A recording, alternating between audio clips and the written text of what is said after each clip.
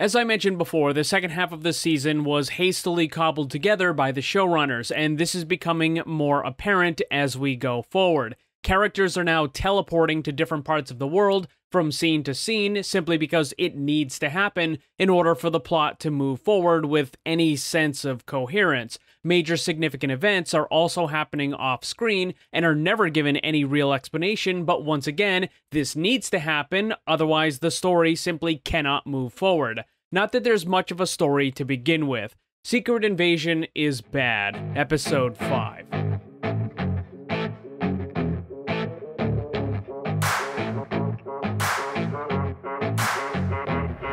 We start with Nick Fury bringing the president to a hospital, and right away we get a bunch of stupid stuff. The doctor is rambling off medical jargon that the writers probably don't even understand, but the really dumb part is when Nick Fury wants to go into the operating room, or at least closer to the operating room, in order to provide security. The doctor asks if he has clearance, and when he doesn't answer, she says that he has to stay outside. Who the hell is this bitch? I cannot begin to express just how fucking stupid this is. First of all, Nick Fury is the guy that brought the president into the hospital, and the assumption would be that maybe he's part of the Secret Service or some other high-profile person that's next to the president, because, after all, he was there when the accident or the attack happened and was able to literally bring the president to the hospital. It should be a standard assumption that he would have some kind of high-level clearance if he was right next to the president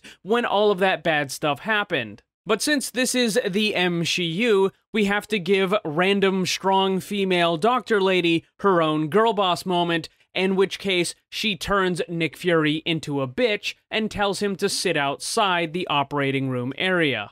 Yes. Queen work. I realize in TV shows and movies, there's the trope that gives doctors some sort of godlike authority when it comes to operating room situations, but that absolutely is not the case. That is not how it works, especially if the patient happens to be someone of incredible importance, like what's happening here. When the doctor says, "Oh, you're not allowed to come in, you have to stay outside," what would actually happen is the guards, or in this case Nick Fury, they're going to respond and tell this uppity bitch doctor to shut the fuck up and do her job and let them do theirs. In which case, they are going into that room and they are going to pull security. But since Nick Fury's a bitch, he just sits outside and doesn't bother to properly secure the area. You're a man when I tell you you're a man. Regardless, Gravik and the other Skrulls make it back to the base, where one of them starts whining about why the mission failed. He says that Gravik has had 20 opportunities to kill Nick Fury, but he doesn't.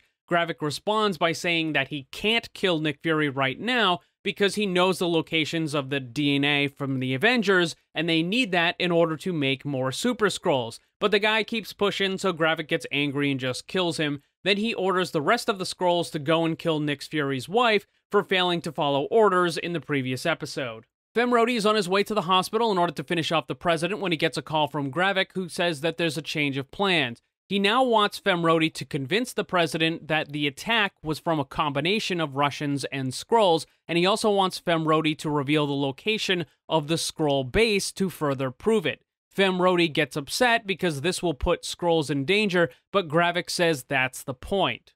Gravik claims that Nick Fury will want to protect the innocent Skrulls, and in exchange, he will be more cooperative and hand over the Avengers' DNA. This is a pretty stupid plan, and it's obvious that this was one of those things that got cobbled together in the edits that the writers were forced to do in the second half of the season.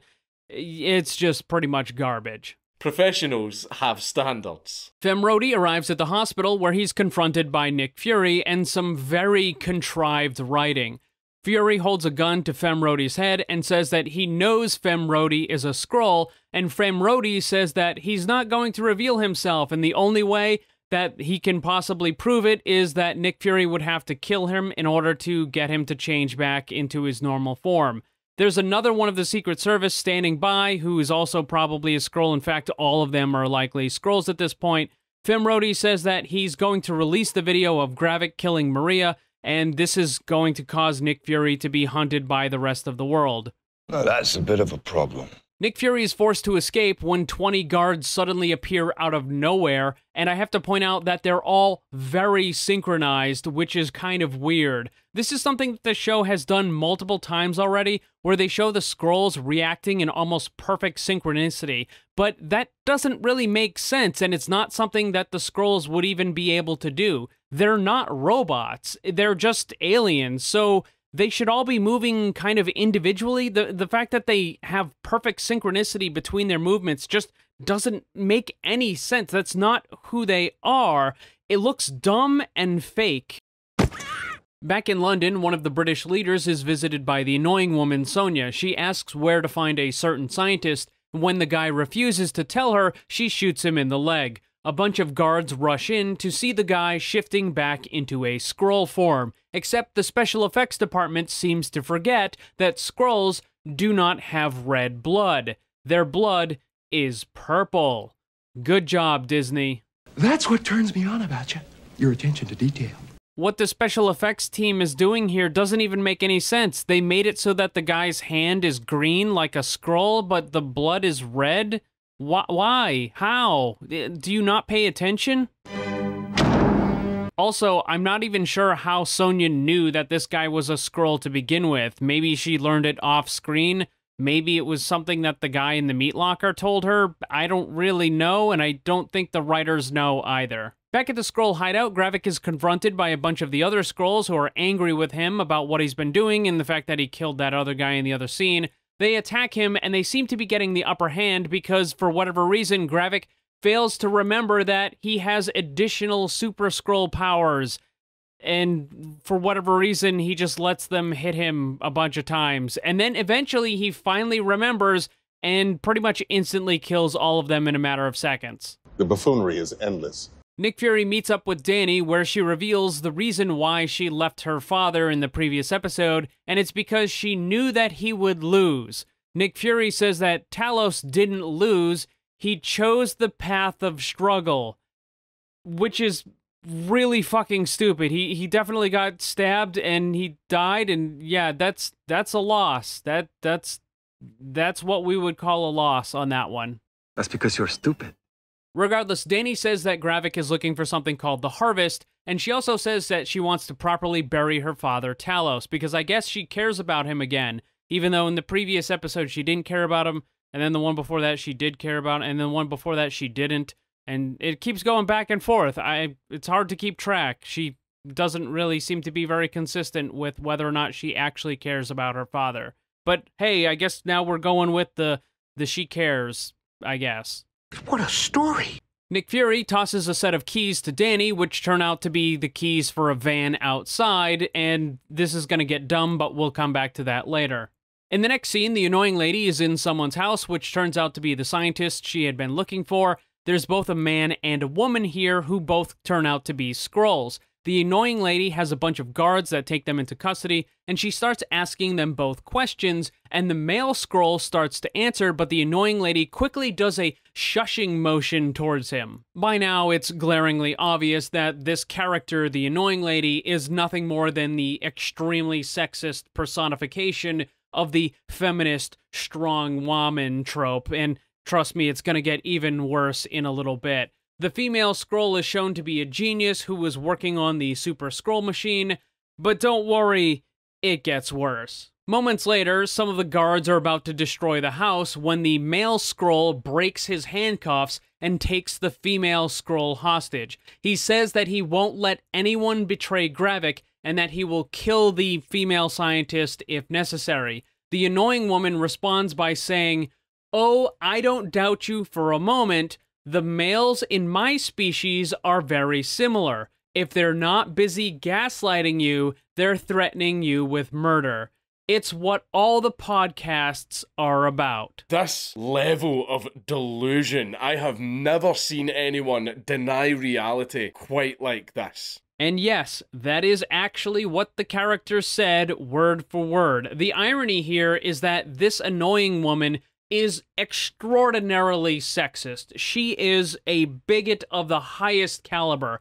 She is actually the one who is gaslighting others. She is the one that commits significant acts of violence with no remorse, and I would call her a feminist psychopath, but honestly, feminist psychopath seems to be a bit redundant. Real quick, just go fuck yourself. There is a big issue with this situation, though, that's more than just a stupid character, because it's not just the character that's saying these things. Oftentimes in a story, you need to have characters that will say bad things and do bad things. You need to have a villain for the hero, so it's normal to include those sorts of things. But in this situation, what this character is saying is the actual opinion of the writers themselves. The writers are using this character as an outlet in order to express their very own genuinely sexist beliefs. The very thing that they falsely accuse other people of doing, they are now doing themselves, and they're using the character in order to do it. Geez, do you know what projection is? Regardless, the annoying lady very slowly and clumsily draws her gun and then shoots the male Skrull. As dumb as this is, at least the CGI team remembered that Skrulls are supposed to have purple blood, so small victories, I suppose. Back with Danny inside the van, we see that it contains the body of Talos. This makes absolutely no sense whatsoever. There is no explanation on how it happened or how it got there. It's just there. I want you to remember that in the previous episode, Nick Fury had left Talos' body at the scene of the fight. It stands to reason, after the fight was over, that the American forces would have taken the body of Talos into custody and put it under some of the highest security possible, because after all, it's a literal alien. So how exactly was Nick Fury supposed to go and get this? Because remember, after Nick Fury left the hospital, he was the most wanted man on the planet. The American forces would have been looking for him along with everybody else. He wouldn't have had access to any of the facilities or anything else. How could he possibly have gone and get the body of Talos and then just walked away with it? We don't know, because all of this happened off screen. The writers avoided having to deal with this situation by simply having all of these events occur off screen, and then none of the characters ever even mention it. Oh, you can smell the shit from 5 miles away. Danny goes to the home of Nick Fury's wife, where she asks for help to bury Talos. After that's done, we get a bit of awful dialogue, and suddenly the two are attacked by Gravik's men, who are there to kill Nick Fury's wife. We get some nauseating girl boss moments where these two are easily able to dispatch a dozen armed men, which is facilitated by some of the most agreeable and compliant stuntmen that are available in Hollywood. Is that like a personal attack or something? Nick Fury travels to Finland to meet the annoying lady, and then they drive out to a secret location. On the way, Nick Fury reveals what the Harvest is. During all of the battles on Earth, where Avengers spilled blood, Nick Fury sent the Skrulls to collect some of the DNA. The annoying lady says, "Oh, so this is all your fault?" To which the sad and pathetic Nick Fury says, "Yes, it was, and that's why he came back, in order to set it right." I'm sorry. What? However, the annoying lady wasn't just saying it as some sort of joke, she was being genuinely serious. She was actually accusing Nick Fury of causing all of these problems, which is really fucking stupid. While Nick Fury did have the collection of the Avengers' DNA, and maybe he shouldn't have done that, he's still not responsible for Gravik trying to start World War III. That doesn't make any goddamn sense. Just because you have a bank vault full of gold doesn't mean you're responsible for the robbers who attempt to smash down the building and set fire to the entire city. That's not how it fucking works. This is the worst. Regardless, the secret place they're going to turns out to be a graveyard, and they head over to a specific grave that's marked with the name of Colonel Nicholas J. Fury. He reveals that he actually has quite a few fake gravestones set up throughout the world, and he uses them to hide different secrets. I know the writers thought they were being clever with this, but this is actually really, really fucking stupid. Let me explain. No, there is too much. Let me sum up. Ask yourself this: how many different organizations in the world, like Hydra, for example, know of the existence of Nick Fury? It's very likely that someone at some point would have stumbled across all of these graves. The idea of using the graves itself isn't necessarily a bad idea, but using his own name is like painting a giant X marks the spot. You would have Hydra agents and other people from different organizations searching graveyards throughout the entire world looking for the grave of Nick Fury in order to find the secret stuff. But don't worry, it gets worse. The way that Nick Fury activates the device in the gravestone is that he walks over and he has to blow some air into the top. You serious? I can't help but think that these graveyards would eventually get a reputation for being haunted. After all, every time there's a slight breeze, some of these graves would start moving around, opening and closing, because of the small amount of wind that's passing through the sensor. It's not really a smart thing to do.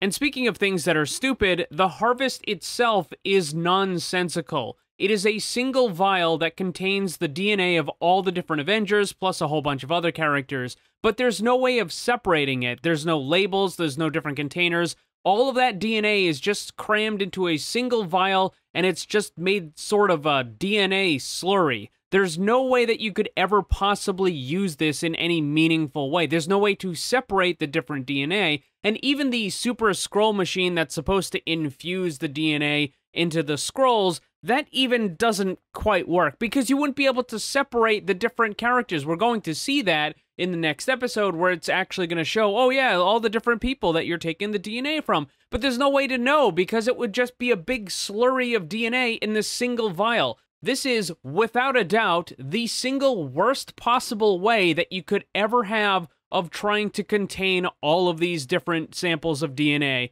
by just throwing them together into a single slurry. It's dumb. Look at this idiot. One ball and no brains. But it gets even dumber, because then Nick Fury goes into a nearby tomb where he uses an optical sensor to open a series of graves. Each one of these different graves holds only a single item. One of them has a new coat, one of them has a gun, and one of them has an eye patch. Why? These are sophisticated machines controlling the opening and closing of these chambers, and for some reason, Nick Fury thought it would be necessary to have an individual item in each of them. Not only would this be significantly more expensive, but it would also be more likely that it would be discovered at some point. It's also really fucking dumb. But hey, Nick Fury has his eye patch again, and you know what that means? It means the real Nick Fury, the strong, the confident Nick Fury, he's back. Nah, just kidding. He's still gonna be sad and pathetic for the rest of the series, but thankfully, that's the end of episode 5.